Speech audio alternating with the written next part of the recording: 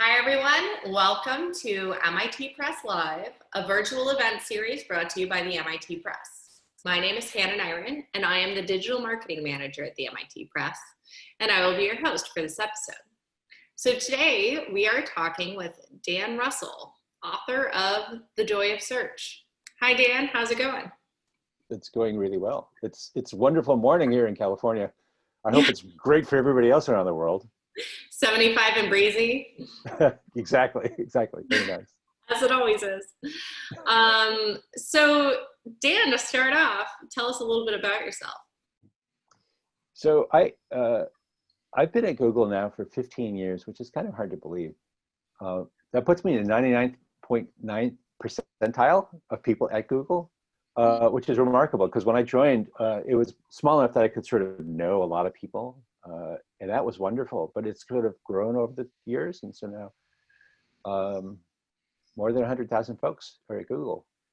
And I don't know them all anymore. So that's kind of a big change. But nevertheless, I've been working in human-computer interaction for about 30 years now. I originally started in artificial intelligence, and then I sort of realized that that's all good, but if nobody understands how the system is working, it doesn't matter. So I switched from doing AI to HCI, to human-computer interaction. And that sort of inevitably led me to study how people find and use information. And that inevitably led me from Xerox PARC through Apple research, through IBM research, through a startup, because if you're in Silicon Valley, you have to do a startup.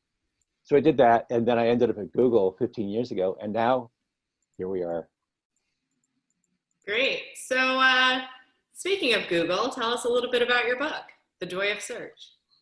So the book is really a kind of set of stories, and it grew out of my observations from doing field studies, which means basically I come to your house. So Hannah, let me watch you as you search, right? And I look over your shoulder and I watch that. And I've done hundreds and hundreds and hundreds of these field observations. I mean, to the point where I actually now teach pragmatic ethnographic methods at universities. And from that experience, I've learned that people don't necessarily have a deep understanding of how search engines work. And I thought, well, what can I do to help? Because I watch people and they do not particularly efficient things, not particularly accurate things. And so what can I do to help? So I realized from my other work in cognitive psychology that people remember stories. I know what I'll do. I'll write a book of stories. And so each chapter in the book is basically one story that starts with a question, some interesting question about the world, and then goes on to solve that question, to answer that question in a way that's efficient and accurate and so on. And along the way, people are supposed to pick up these things. And I will tell you, not all the chapters are simple, easy, straightforward. Sometimes I go down a rat hole. But then the point is, how do you know? How do you detect when you're in a rat hole?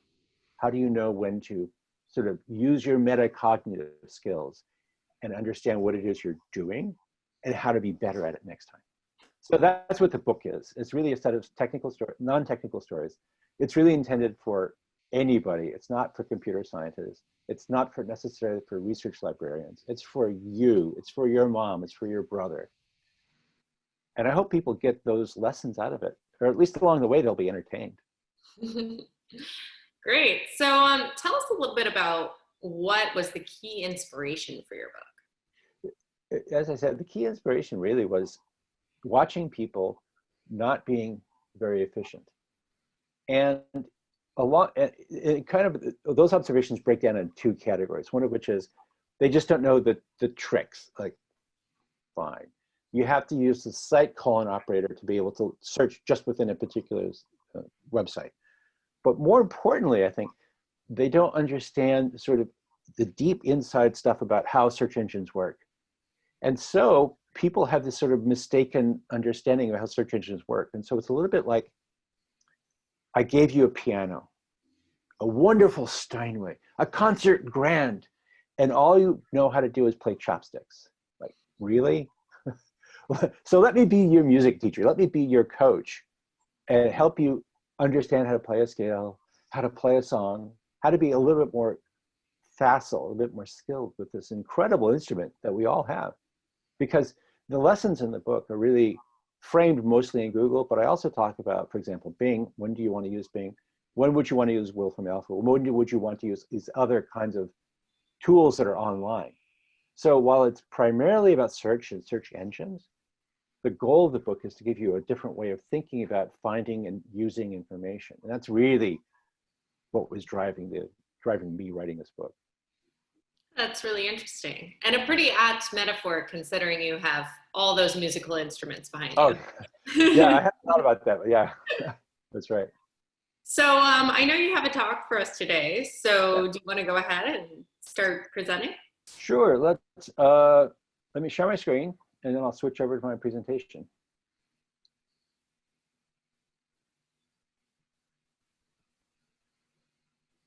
Give it a couple of seconds for it to figure out where all the bits go. And so you should see the title, the cover of my book, right? Not yet. Really? Mm-hmm. Oh, that's why. Okay, sorry. There you go. There we go. Okay, now we see it. Now everything looks good. Okay, so let me spend a few minutes kind of framing what I want to do today. So normally, of course, we would have a talk in person, and I remember fondly giving a talk at the MIT Press bookstore in Cambridge, which was a marvelous experience. And normally there's people to sit there, to react to things I'm saying, and we don't quite have that today. But if you have questions, go ahead and put them in the chat, and Hannah and Katie will moderate for us.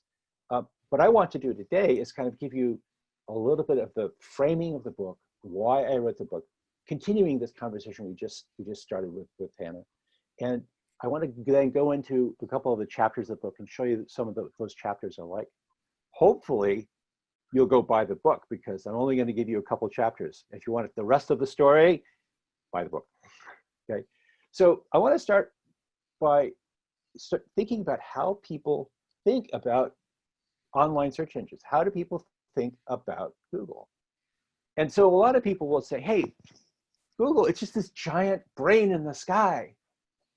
No, it's not that. To the degree that we can understand and have a model of the tools that we use, and Google is a big tool, right? To the degree we can understand what these tools are and how they function is the degree to which we can be skilled and we can do good work with them. So I'm going to talk for the next couple of minutes about what a mental model is of a search engine. That is, how do you think about what Google does? How does it come up with all those answers? So people have asked me, so who types in all the answers to Google? I say, no. That's not the way it works. And so really, a large part of what I want to give you at the very beginning of this talk is a little understanding of how search engines work and what they are. So for example, you can go to Google and type this in right now. What do you think the answer will be? What kind of result will you get back? Here, let me show you. For fans of The Hitchhiker's Guide to the Galaxy, you'll understand, this is a little bit of an inside joke, the answer is 42. And I love this example because sure, there are answers, more results below this, but it's kind of playing on this notion of what it means to know. How does Google know that? Well, this is kind of an Easter egg, but let's ask a more serious question. Again, a humorous question. So you can go to Google and type this in. What is the airspeed of an unladen swallow? Well, if you're a fan of Monty Python, you should recognize this at this point, right? And say, oh, it's 31 to 40. And of course, it will tell you which kind of swallow it is, but you get the point. But this is not an Easter egg. This is not a trick. This is actually Google reaching into content that's on the web and pulling out a summary of that information. So that's an interesting thing. What can Google answer for you? What kinds of questions can you ask? What questions make sense? So, for example, you could go to Google right now and say, what color is the sky? And you get an answer. Now, this is not Google creating the answer. This is Google extracting the answer from millions and millions of web pages. So the trick here, the thing to understand, is that Google doesn't have knowledge about sky color. it knows about what other people have said about the color of the sky. So let's take this one step forward. If you can ask what color is the sky, could we ask a question like this? What color is the sky on Mars? Obviously, it has no direct perception of that, but fortunately, NASA has sent probes to Mars and it's got a picture. And there's a picture of the color of the sky on Mars. So think about this. A search engine like Google or Bing or Wolfram Alpha basically takes the things you type in, that is the query, and tries to find the best matches to that with respect to everything that's out there on the World Wide Web. Now, I also want you to be thinking about search in a slightly different way, because here's a key idea I want you to take away from today. A key idea is that the capabilities, that is what Google can do, what a search engine can do, changes all the time. So it used to be, you type in some words and you'd get back the documents that had those words featured somehow on that page. But look what's happening now. What's happening now is you can go, for example, this is my personal photos, and I can type in a query like fish, you see at the very top. And you see all those photos there? Those are all photos that I have taken. And they are not indexed, they don't have the word fish on them. But Google's image recognition algorithm has enough smarts to be able to recognize fish in my photos, right? This is coming. So what's key to take away here is that the search capabilities are evolving over time, and they're becoming richer and deeper and more powerful. I especially like the picture of the fish in the upper left corner. That's actually whale shark beer. And what's so great about the fish identification algorithm is it found the image of the fish, that is the silhouette on the bottom part of the can of beer, and said, oh, that's a fish. And the picture next to it, that's frozen fish in my grocery store. So you see, this is really interesting. What do we think about Google when we see examples like this? What can it do? So for example, here's a question you might not have thought that Google could answer. I could type into Google, when did the Giants last win the World Series? It's my local baseball team, so I care. So when did they last win the World Series? Again, by doing this kind of text answer extraction process, Google is able to pull out, oh, it was 2014. And you can go check that, and you'll find that's in fact correct. So one of the things to realize is that Google search engines in general are increasingly changing. They're getting better, stronger, deeper. They're also becoming more competent with handling the natural language queries, the questions that you and I might ask. So this is a nice example, because we can extract information like that in response to the kinds of questions that you ask Google. But I want you to think about how Google knows things. Remember, it's doing this kind of sophisticated text identification and extraction. So when given a question like this, how old is Donald Trump's wife? What do you think the answer is? Well, if you do that to Google, here's the answer. Oh, wait, there are 3 answers. That's right. Google doesn't know about Donald Trump and marriages and the normal social protocol. If you ask me that question, I'd say, well, whatever the last one is, right? Melania, she's just turned 50, right? But Google says, oh, there are 3 different identifications here. There are 3 different people. So I'm going to give you all of them. My point is that Google thinks about knowledge in a kind of interestingly different way.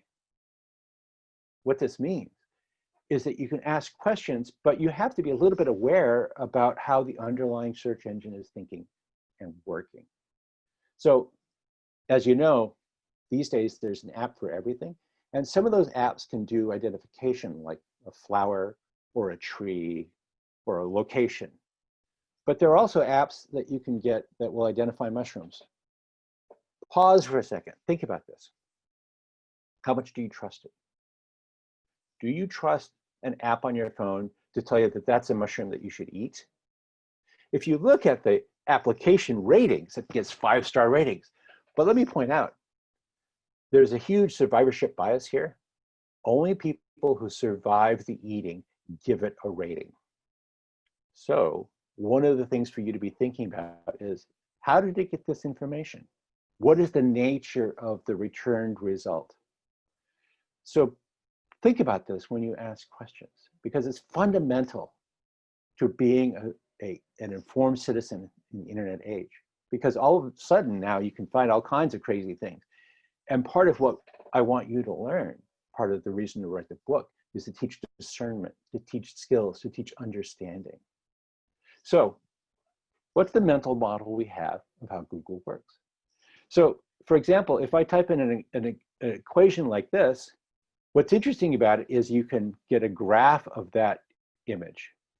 Some people think that Google works like this. It basically has every book, every edition of all movies, all news, 24/7. And as much as I'd like that to be true, it's not really true.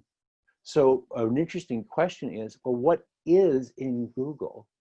What can be searched for and what can be retrieved? Let me tell you, not everything is in Google. So in my research, one of the things I've done is I've gone around and asked various people, usually students in classes. I say, hey, I want you to draw me a picture of how Google works. And some of them say, hey, I have no idea what that means, but just draw me a kind of a system diagram. Draw me a portrait of how you think Google operates. And a lot of them, well, computer science students will turn in a picture like this. And this is not bad, actually. There's a box on the left-hand side, which is the search engine, and there's an index and a web crawler, and so on, so on, so on, right? And at the very top, there's a user who types a query, looks in the index, gets some answers, and gives them back to you. Awesome. But let me tell you, these pictures like this, which are not bad, are in the vast minority. Not many people can produce a picture like that. What people typically do is a picture like this. Now, it's a little hard to read, but it says, Google is several overlapping concentric circles of nonlinear Boolean targets. I have no idea what that means. It's pretty clear. The student who wrote that has no idea what that means either. So the thing that I find fascinating about this, when I collect these diagrams, these pictures, these drawings that people do for me, roughly a third of all these drawings have the word magic in them. That means I have no idea. I don't have a single reasonable mental model for how this works. It's giving up. And I've got over 1,000 such pictures. So I've got roughly a meter high stack of pictures like this. A third of them say magic. So the book works like this. Okay, so I'm going to go through a couple of the chapters, going to give you the précis, the overview of the book. So here's chapter 2. And one of the things that happens when you work at Google is that people would send you these little challenges like, oh, Dan, here's a picture. And a friend of mine sends me this picture and says, oh, Dan, I know you can figure out where this is. That's not the challenge. The challenge is, where was I standing when I took the photograph? Oh, better yet, what's the phone number of the room where I was standing when I took the photograph? Now, when I first got this challenge, I thought, that's outrageous. That's crazy hard. And maybe you're thinking the same thing. That's crazy. How are we ever going to get anything here? So here's thing 1 to take away from the book. From chapter 2, work with what you have. So in this case, what do we got? If you look at the very top of that photograph, you see a sort of logo, looks like an ampersand and TP. So in this case, what I did is I searched for TP office building. Voila, it kind of works. And it's a big surprise because, you know, I thought I was going to get lots of toilet paper office buildings, but there aren't that many. Turns out there's only one building in the world that says TP on the top of it. And it's this one at 1416 Varda Street, downtown Warsaw. Cool. Now, once you know that, you can start to build on what that knowledge is and start to work forward. So this is big tip number 2. So once you know that, you can then go and start looking for photographs of it. That's cool. That's in fact exactly the same place. Now what? Once we know that, it's easy to get the street address. That's no problem. So now I'm trying to figure out, where was the photographer standing? when you take the photo. What do we do? One of the keys to being good at online research is to know what kinds of things are out there.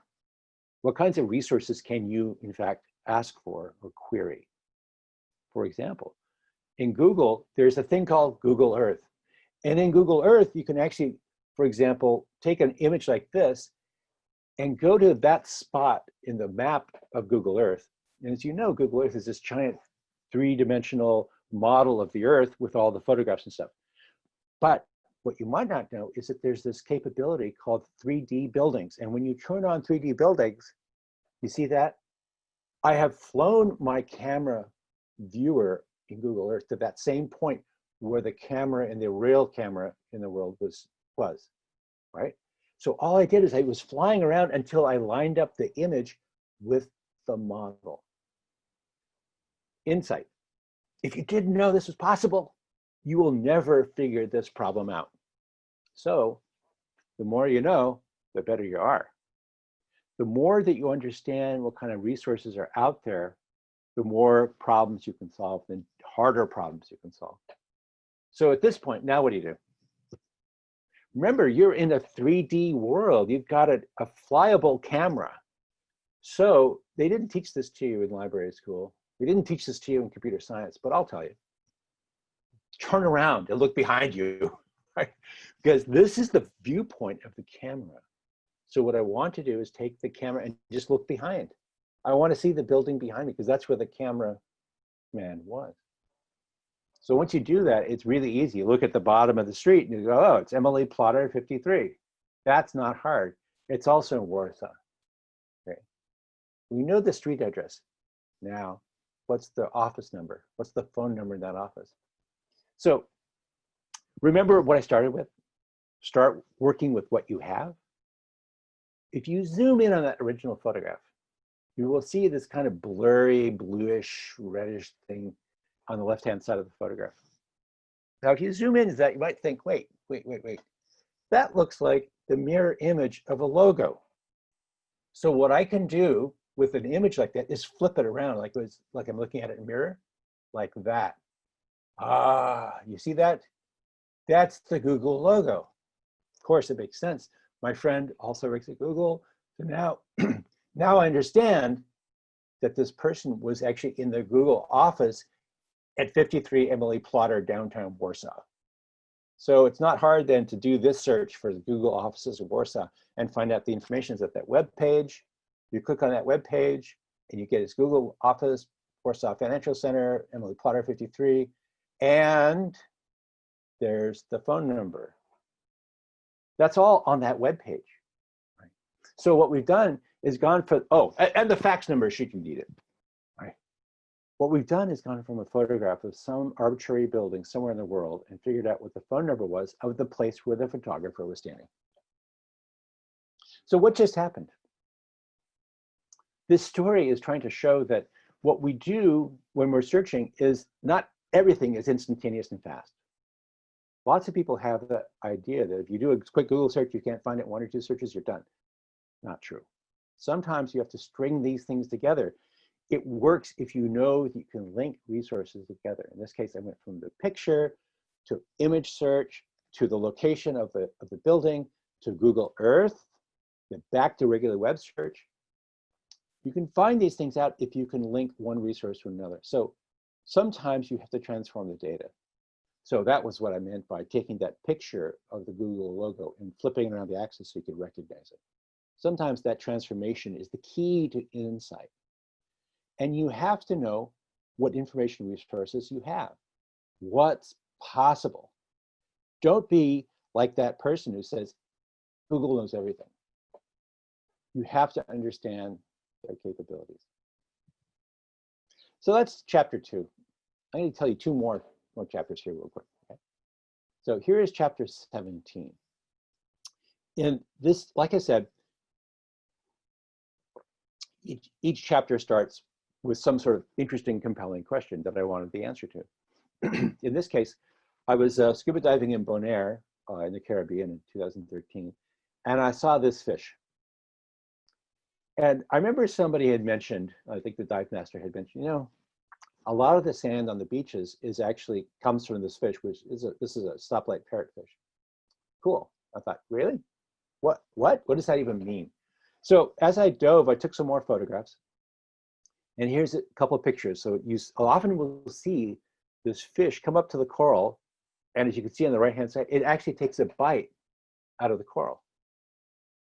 Weird, but interesting. It turns out they're actually eating the algae that's on the coral. But the other thing you'll see a lot is this. And so that's a stoplight parrotfish that's sort of excreting all the bites it has taken throughout the day. And so you see this kind of thing a lot. And so this little parrotfish, it's, I don't know, this big, it's like, a little less than a meter long. And they excrete this kind of stuff all the time. So how much sand does a parrotfish produce? Is it possible that all the beautiful white sandy beaches in the Caribbean are actually produced by parrotfish? See where this is going, right? So I did a query like this: stoplight parrotfish sand, and I did different iterations, and I found 2 different answers. Like, what? Yeah, if you look around, you will find in the literature about stoplight parrotfish. Trust me, there is a literature about stoplight parrotfish. Anyway, you'll find 2 different answers. One that's 90 kilograms per parrotfish per year, and the other one is 900 kilograms per parrotfish per year. It's like, wait a second. Those both can't be right. One is clearly wrong. So if you look at this one, here's another result, right? This paper that was printed in Marine Biology, the scientific journal, says it's 360 kilograms per year per individual. Okay, here's another one. See, the point here is that you can find answers all over the place, and they vary. Does this sound familiar? Does this sound like modern times? Yeah. So part of the skill I want you to learn here is how to find trusted, credible information. So another result is that this book by Thurman says it's 200 kilograms per parrotfish per year. So we now have 90, 900, 360, and 200 kilograms per year. Great. So I think this is fabulous. I want to check this result. So I click on that blue link, and oh, darn it. This is a problem that online researchers need to learn how to overcome. This is called link rot, because what happened is that link from that Wikipedia page points to something else, and that page is no longer there. So one of the things you have to learn how to do is find alternate ways to find the information. In this chapter in the book, you can find out all the details here. I'm going to skip forward a little bit and basically say I had to actually get the physical book, because this is one of those books, this is a tech book, Marine Biology, that is in pretty common use, but it's not available online. So there's nothing you can do short of actually getting the book. So I ordered it through my library, I got it, and on page 310 it says, by eating coral, a single parrotfish can produce 90 kilograms. Okay, that's interesting, because it's not the 200 kilograms per parrotfish per year that the article says. See, discrepancy. So what about this one? We find another site, Florida Museums, about the same fish, says it's a ton of, oh dear. So you see what the problem is? So one of the skills to learn is how to take a quote like this one. This is from the book, sorry, this is from that article here. Double quote, parrotfish may produce as much as 1 ton of coral. So that's a direct quote from that article. Where was the original source of that quotation? When you do that search, the thing about double quote is it says, give me the words in exactly this order. Okay? Once you do that, you will find that this article, Fishes of the Bahamas and Adjacent Tropical Waters, blah, blah, blah, 1993, is the source of that. It's also in here. So this is particularly interesting. So what's going on? So is this article quoting the other article or what? So one of the things you can do, and you should know about, is a Google Scholar. If you don't know about Google Scholar, go check it out. Or you can read the book. Google Scholar is a tremendous repository of scholarly literature, in this case about ichthyology, about fish, sand, and so on. And so here's the article. And in that article, it's talking about the transportation of calcareous fragments by reef fishes. That's a fancy way of saying how parrotfish eat coral and how they move it around the place. So you see there, on a plant in the middle, it says at least 2,300 kilograms of such material, or 1 hectare reef. That's interesting, but it's not one number, one weight per fish per year. So we have to convert that. So what does it mean? Oh no, you say, I have to convert 2,300 kilograms for 1 hectare into kilograms per fish? Don't panic. That's why you're reading the book. So what you can do is type in a query like this to Google: 23 kilograms per hectare in kilograms per acre. What this is doing is it's converting a complex measurement into one that I can use to compare. Okay, so now we got a 930 kilograms per acre. Why do I care? Because all of the measurements from these different papers are in different times, different areas, and different weights. So you can use the conversion tools in Google to make them all the same. So I talk about triangulation in this chapter, how to get multiple resources and converge on an answer. So once you do the math, or better yet, let Google do the math for you, right?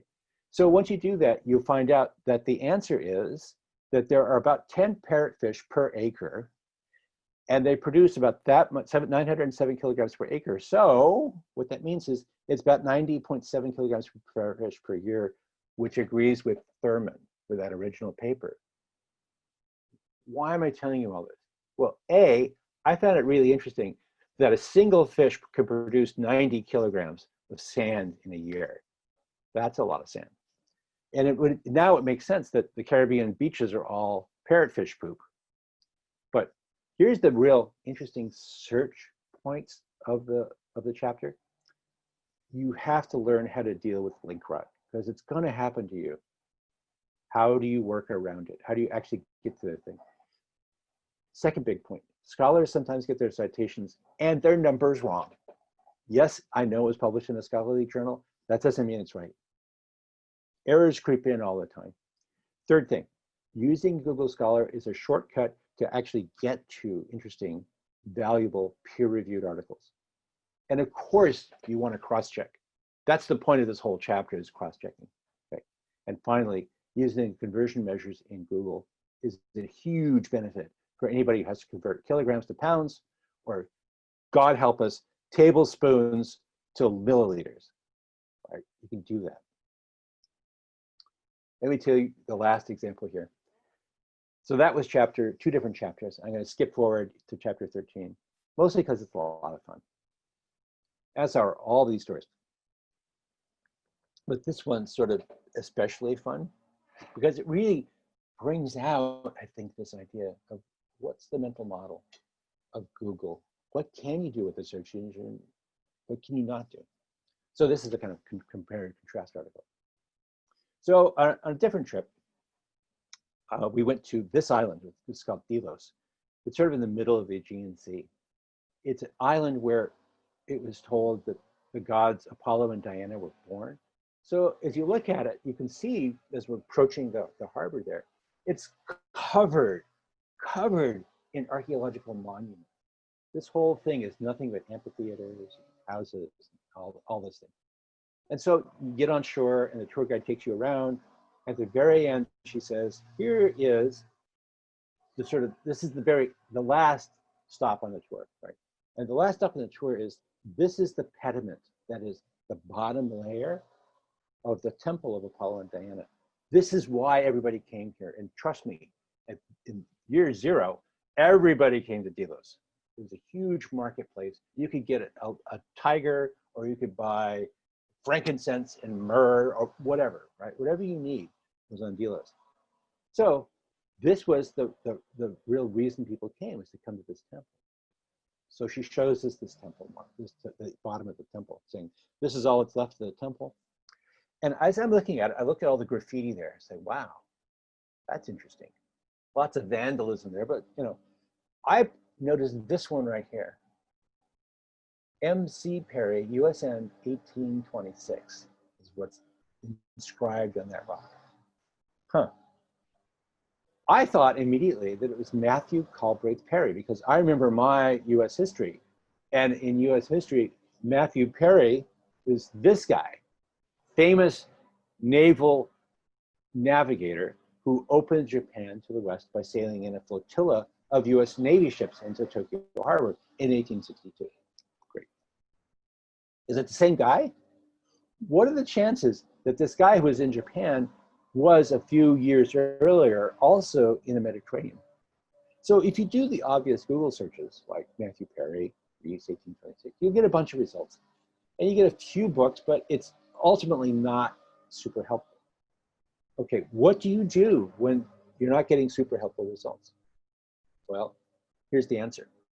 You gotta go find the original source material, which in this case is what? I was scratching my head about this and thinking, well, how am I gonna find out what the original story was? Well, I know, I'll look for the logbook because you know that those sailing vessels in the early 19th century all had logbooks. I bet I can find a logbook and that'll tell me if they ever went there, who was on board and so on. So the logbook looks like this. If you go to Google Books, you can search for logbook USS North Carolina because I knew that was the name of the ship. Can I find the logbook of the USS North Carolina? Well, I can get the cover like this, but this other book right here, this Guide to the Non-Federal Archives and Manuscripts in the US relating to Africa, blah, blah, blah, so all that, turns out it doesn't have it in there either. But if you click on that link on the far left side that I've circled, it says find in a library. Yeah, what that does is it tells you where this book is. So this book isn't scanned in Google. It's not part of Google's text repository. But this thing will tell you where you can go find the original. This is what I had to do, is go find the original. So there's a great adventure story here, and I'm gonna kind of flash through it real quick, but I ended up in the archives of the Eleutherian Library in Wilmington, Delaware. And the archivists there were great. They said, here you go, here's the logbook. And I found the date, and I found the page where they are at Delos, but that's it. I know the ship was there. Was he on board? Did they get off at Delos? So it turns out, you keep looking, and you find that there are actually multiple copies. There's one at the Chapel Hill, North Carolina Library. There's one in Wilmington, Delaware, like we see here. And there's one here at the Library of Congress Archives. Right. So next time I'm in DC, I go to the Library of Congress, get my reader's card, and you see that desk that's empty? That's where I was sitting. And I had success. It was great. They brought out the logbook for the USS North Carolina, 1826. And there, if you look carefully, sort of in the lower, last bottom couple of lines, you'll see running along the south side of Delos, and then there's the times and so on. Okay, great. I kind of saw that before. Did they get off? What did they do? So I'm sitting at my desk right there, looking kind of dejected. I'm thinking, now what? I've gone to 3 different libraries. I've gone all around the United States looking for this. What do I do? Because I get this and it doesn't tell me the answer. This is when you need a little grit. This is when you need a little bit of determination. Or better yet, I'm sitting there kind of slumped over, now what? And the archivist walks by and he says, oh, you look kind of down. What's wrong? And I go through this whole story. And he says, oh, you don't want the logbook. I'm thinking, what? What do I want? He says, you want the letters. Letters? What letters? He says, well, as it turns out, I'm a specialist in logbooks and ephemera of the 19th century sailing vessels. It turns out, he says to me, turns out that they all had letters. when a sailor would write a letter home, say to his wife Minerva in Washington, D.C., a copy would be made and placed in the ship's cache, that is their collection of letters. Because mail was kind of problematic back then. Maybe it would get home, maybe it wouldn't. But this way they had a record of all the letters sent off the ship.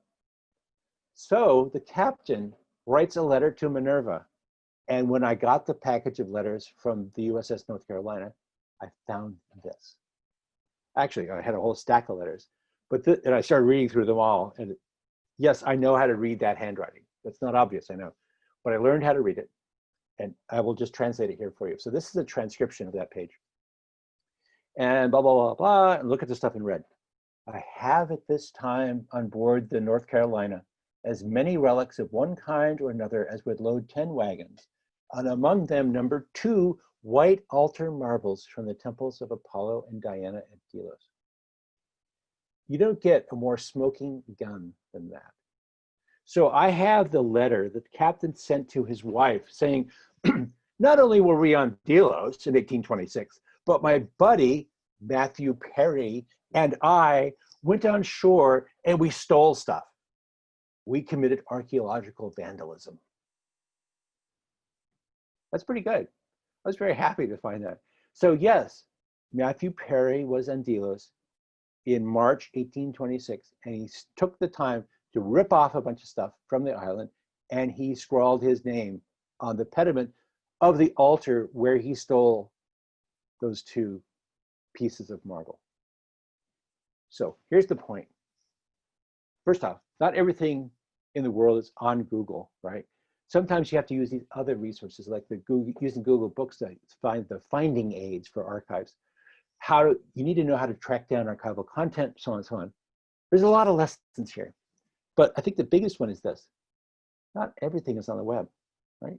Sometimes you have to visit the library. So let me spend just a couple more minutes wrapping up here with a couple of the deeper lessons, I think, from the book. And so here's one. And I'm telling you this one because if you take away nothing else from this presentation, I want you to remember this. People, when I watch people using search, they often will find a web page, but they don't know how to find the piece of text on that page. That is, you need to know on a Macintosh to use Command F, or on a PC to use Control F. That brings up the find dialog. And so I asked a bunch of people this question. Here's a web page, and this is the results of a 10K near where I live. And I want you to, given this web page, find how long Beth Smith took to run this race. How long would it take you? I don't know, 10 seconds, maybe 15, something like that. Because you know how to find text on a page. But here's what happens when you give it to 85 different people, randomly selected people. See this distribution? On the far left side are people like you that take 10, 15, maybe 20 seconds to find Beth Smith's running time. But there are a lot of people going off to the right. And you see the far right-hand point there? 300 seconds. 300 seconds, that's 5 minutes. What are those people doing? What they're obviously not doing is Control F. They don't know how to find a given piece of text on a web page. And that damages all of their searching performance, everything. So, for example, once you get up beyond 120 seconds, beyond 2 minutes, a quarter of the answers are wrong. Why? Because people who don't know Control F don't know Control C, Control V, that is copy and paste. Oh, that makes sense. So I thought, I wonder how bad this problem is. So I did a couple studies. I will spare you all the details, but I've got endless amounts of data here, which is that basically 90% of people do not know how to find text on a web page. That shocked me, should shock you. What that means is that we know from other studies that people who have this one skill of Control F, if you know how to do that, you are 12% faster in all of your searches, and you are about almost twice as good at finding accurate, credible, and correct information. That's one skill. It takes me 30 seconds to teach it to you. Right? So the book is really trying to give you more skills like Control F, how to use double quotes, how to run down complex lineages of references and so on, how to use Google Scholar, how to use search by image, so on and so on. The book is really a bunch of stories that teach you how to use all these different kinds of skills. Okay? So this also goes along with, it comes out of experience I have producing an online course called Power Searching with Google. So in that course, we've had 4.5 million students take it. So one of the things this tells me is that there's a huge demand for this kind of thing. So when the MIT Press said, yeah, you want to write this book? I said, sure, I want to get to more people. And the book encapsulates a lot of the lessons from power searching, but the stories are totally different. So this is complementary to the book. It goes together quite well. It does not have any overlapping content other than the deep lessons like the control lab or double quote or whatever. So here's the big point of this entire talk, the big point of the book, big point of the online class, is we all need to know how to search deeply, effectively, and precisely.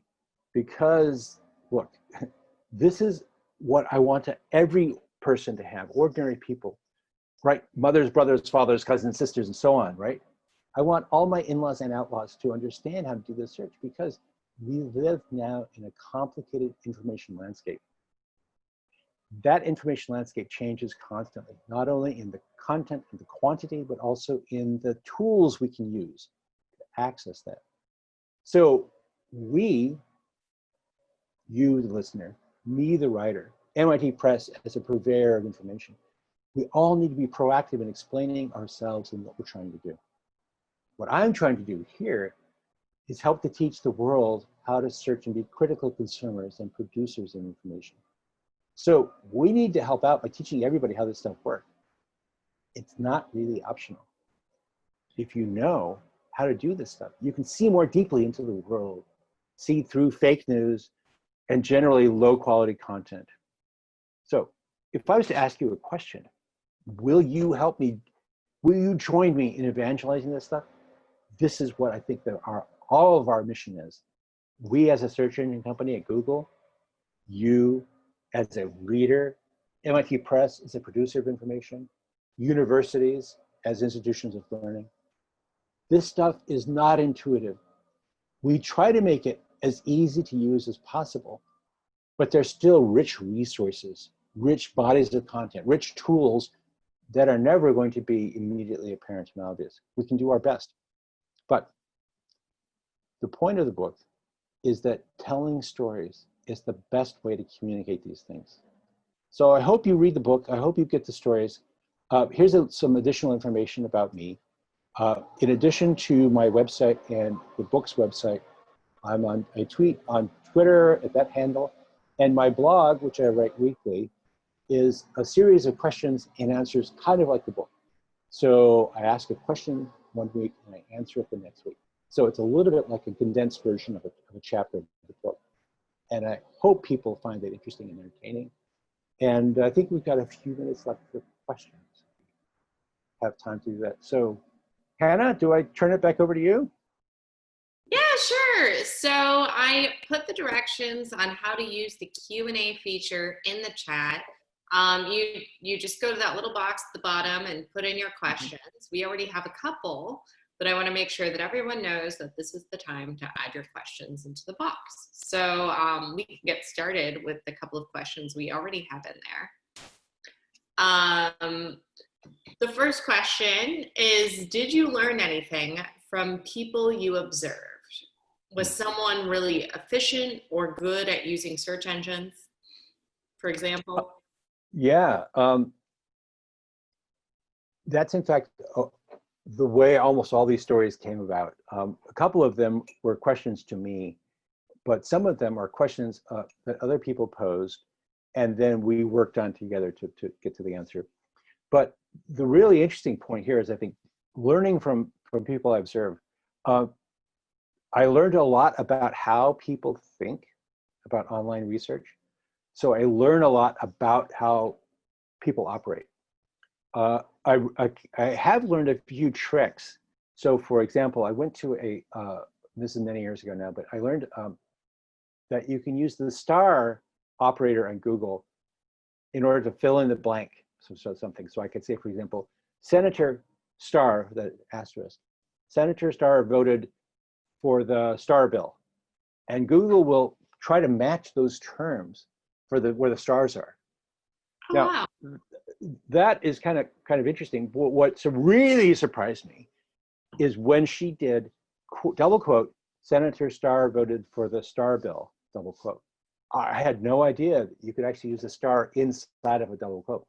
And that's really brilliant because it allows you to say, here's a boilerplate piece of phrase. So here's the phrase.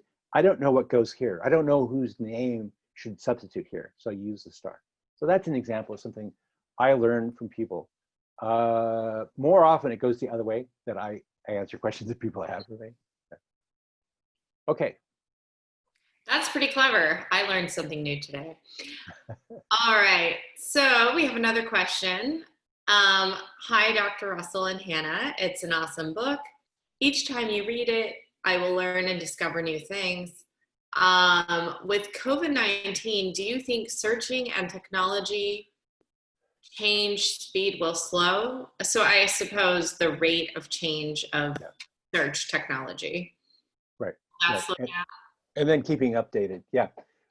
So that's an excellent question, Ramon. COVID is an interesting challenge, I think, for everybody in the information biz. It's certainly a challenge for newspapers. It's certainly a challenge for teachers. It's certainly a challenge for everybody, because there's a huge information demand, and there's lots of information being produced. Now, as you know, the challenge is that not all of it is of equally good quality.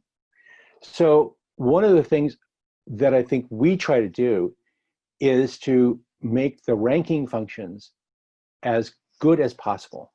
So the challenge for us is how to make the ranking functions reflect the reality of the situation. So we work really hard to make sure there's no political bias in it, but sometimes people conflate or confuse a quality result with a political bias. So there's a whole thing about masks, for example, and some people are, view masks as a political statement, and some view them as a medical statement.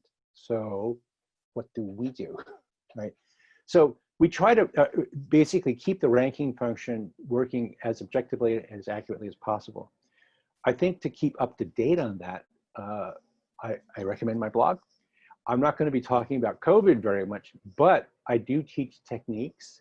So Search Research, blogspot.com, as you saw in the original slide, is a really interesting resource to sort of stay on top of that. I also produce a series of very short videos.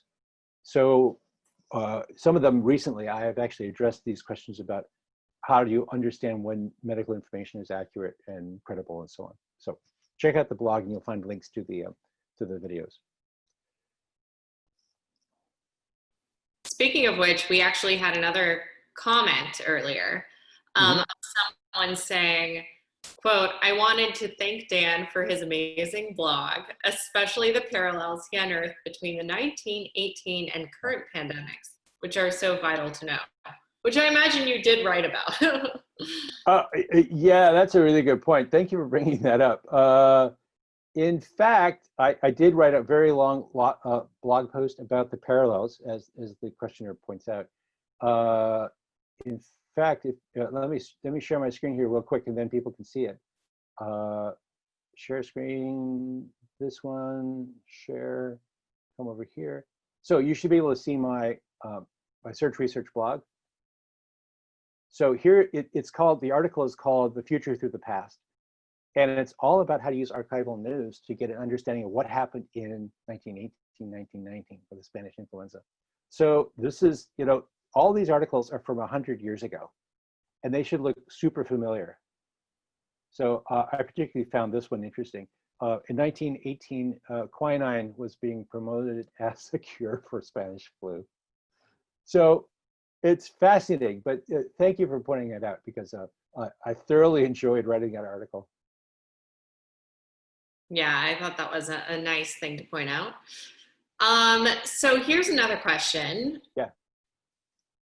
This person says that they were late, so they may have missed this.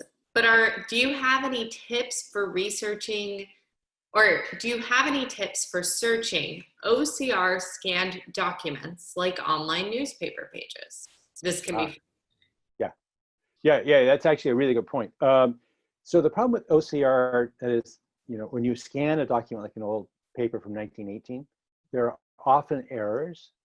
So rather than searching for Spanish influenza, I would search for Spanish INF, that is the smallest possible string that probably won't get screwed up by the OCR process. So don't search for the entire 20 character string, but search for the smallest unique substring within that. So, or maybe it's ENZA, because ENZA is a low frequency term in English. So that's one trick to use. Another one is search for different, for example, newspaper archive resources. So newspapers.com is a great resource. The Google News Archive is a great resource. There's a bunch of different resources, and often they will scan them in different ways. So what you can't find on one newspaper, you might find another one, either because of the algorithmic differences or because they had a better copy, and that makes a huge difference. So those are two ideas there. That is a big difference. I don't think a lot of people realize that the quality of the copy makes such a big difference. Yeah. Great. So we have a comment from someone who enjoyed reading your book. They say that they like how you have captured and communicated some of the coolest search strategies that expert searchers use. In particular, the tacit search knowledge that some advanced searchers adopt, but are not necessarily written in one single book in a coherent and readable manner. Yep, that's absolutely right. And that's really what, that's really why I wrote the book, because a lot of it is exactly that kind of tacit knowledge. So there's one about, there's one chapter, for example, about, I think it's titled something like, what's the most likely way you'll die? And that sounds a little bit macabre, but it's fascinating because in order to get that information, there's a lot of implicit or tacit knowledge you need in order to figure out how to get the different information resources and pull them together in a way that makes sense. So I agree, I haven't done it all, but I've made a good swipe at it. Great. So here's another comment. I think people just want to add something to the conversation. Asterisk is the quote unquote old DOS symbol for filling in an unspecified string. Yep. Very useful for DOS searches. There are other global DOS symbols that may also function in search engines. Well, if that's a question, are there other no, actually. So for example, and it's also worth noting that, for example, in DOS or in Linux or one of those things, you could say star dot txt, and that will find all the txt files. That's not the way star works in Google. Star only replaces entire words. So I can say Senator Starr voted for the bill, and that'll replace all the names at that point. But it won't work if you say Senator, say SENA Starr. That doesn't work. You can't run the text right up next to the symbol. It just doesn't work in Google. That's good. So, and as far as I know, there aren't any other DOS symbols that work, just that one. Okay, cool. In your observations, are users often overwhelmed by a blank search screen and don't know where to start? So this was true once upon a time. It is. I have not seen somebody do this in a long time. But when Google was new, often people would bring up the Google homepage and it's big and white and blank, and they go, what do I do? The flip side of that is once they started typing something, they're like, oh, got it. Okay. But the flip side of it is they would get a million results. And sometimes, again, years ago, people go, oh, what do I do? I have 2 million results. The answer is everybody got over it. Yeah, right. So it was one of those, it actually happens a lot in computer-human interaction. We design something and people use it, or they're worried to start using it. Once they get into it and start practicing a little bit, then that worry and fear drops away. And in particular, the thing with 2 million results, well, people stopped paying attention to that number and they stopped, worrying about it. So the reality is you can only get to the top 1,000 results anyway. So it's just a more measure of how popular something is. And the interesting use for that, for sort of everyday questions, is to see how often a particular phrase is used. So for example, this is an interesting question for you, Hannah. Hannah, do you stand in line or do you stand online? Oh, inline. I'm not from New Jersey. Okay, exactly. So, what you can do, and this is really true for people who are learning, say, English as a second language, is to search for a phrase like standing online, double quoted, and look at the number, and then search for standing in line, double quoted, look at the number. And you get to see very quickly which is the preferred expression. Yeah, I've done that a few times. Yes. We all have, because we're all learning our own language as a second language. But that's particularly useful for language learners. If you're learning, say, Spanish, you might want to check that particular Spanish-speaking phrase as it's used in Mexico versus as used in Spain, right? Because there's some idiomatic differences between those two versions of the language. Fantastic. Well, thanks so much for joining us today, Dan. I think we learned a lot from your talk. There's so much information in your book. We could probably go on all day, but I'm going to make sure that everybody has all the information they need to find the book. So I'm going to put that in the chat. And again, if anyone has any more questions, where can they find you?